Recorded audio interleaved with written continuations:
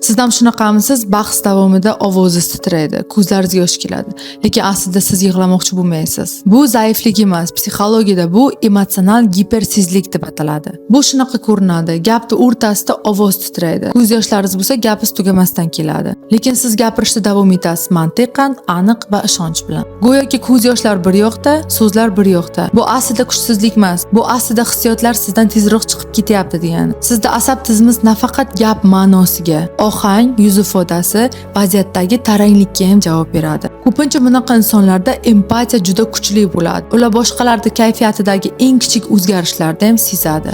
Shuning uchun ular suhbatdan keyin o'zlarini charchaganday his qilishadi. Gap og'ir bo'lganligi uchun emas, balki uni tanasi boshqalardan ham ko'ra kuchliroq yashaganligi uchun. Ba'zida kichik tushunmovchiliklar ham ularni boshida soatlab, kunlab aylanadi. Boshqalar allaqachon unutgan bo'ladi, lekin ular uchun hali hammasi tugamagan bo'ladi. Agar siz ham shunaqa bo'lsangiz, siz buzilmagansiz, siz shunchaki sezgirroqsiz boshqalardan ko'ra. Agarda shu mavzu qiziq bo'lsa, like bosing va 500 ta kommentariy yig'ilsa, aynan shu mavzuda men chuqurroq video darslik tayyorlayman.